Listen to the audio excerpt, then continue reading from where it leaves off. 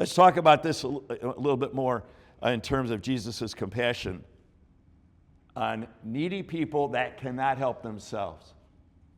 See, the truth is we all stand before God and we can't help ourselves. Not in the Bible at all, and I don't know where it comes from, that God helps those who help themselves. Nonsense. God helps those who can't help themselves, which is everybody. Spiritually, can't make up for what we've done wrong, can't make things right with God. He does it for us. He helps us. He nourishes us through His Word, through His sacrament, from Jesus on the cross. The struggles of life, we can't help ourselves, but God can, and He does, and He provides. He's the one that actually makes things grow. He has people do the farming and then the processing and the labor for money to buy. But let's talk about Jesus' compassion for those who cannot help themselves, spiritually or physically. What I was struck by, Jesus in His humanity understood what hunger was. 40 days and 40 nights, right? In the wilderness, this is where He's at. It says it's green grass, it's springtime, it's right before Passover. But Jesus, 40 days and 40 nights. Does Jesus know what hunger is as a man? You bet He does. He sees people that need food. He does something about it, right? All those sorts of things. And He can relate to us. When we're hungry, and I can't say I've ever been starving hungry. I may have said that to my parents, but I've never been starving hungry.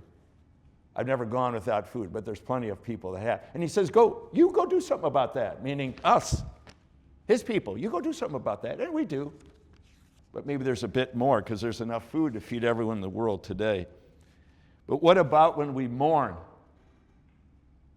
Jesus as a human understands mourning, and He's compassionate us when we mourn.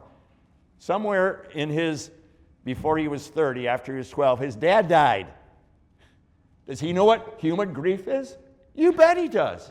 Does He have compassion on that? Absolutely. Does He have compassion on us when someone dies? Yes, He does. What was He grieving in right before this story? John the Baptist dying. In a horrible way, as one of God's prophets, beheaded, first imprisoned. And Jesus was mourning. He was grieving. As a human being, He gets it. He understands it. That's why He came. He could do something about it because He was God. That's why He went to the cross. He could provide for us spiritually, giving us forgiveness, restore relationship with the Heavenly Father, restore relationship within ourselves, restore relationship with other people. And He continues to feed us. There's a great thread of all these miracles. They're out in the wilderness, right, or a desolate place. What has to come to mind? The manna for Moses and the children of Israel. We're talking a lot more than 5,000 men besides women and children. And for 40 years He provided.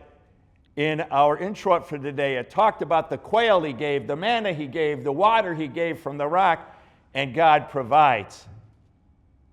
And then we see even with this miracle, and what does Jesus do? Taking the 5 loaves, looks up to heaven, give thanks, broke the loaves. Sounds like communion, doesn't it? It hasn't happened yet, but Matthew's already has that in mind because he was there. He was there for this miracle. He was at the Lord's Supper. He was at the cross. Well, ran away from that. He saw Jesus alive again. So we have the man of the Old Testament, the miracle in the New Testament, the Lord's Supper, and then everything about the Old Testament and the New Testament leads us to the heavenly banquet. Heavenly banquet, eternity. And since heaven is a physical place, we have to really get that.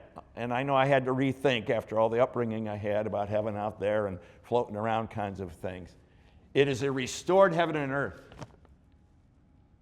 We're going to have the most fantastic food there. We're going to eat in heaven. We are. It's a physical place. I can't imagine what it's going to be. Probably better than Maine lobster if you think about it. And aged wine. Isaiah talks about aged wine. Well, you take our best wine here. Can you imagine on a heavenly level? My goodness. And it is God taking care of us.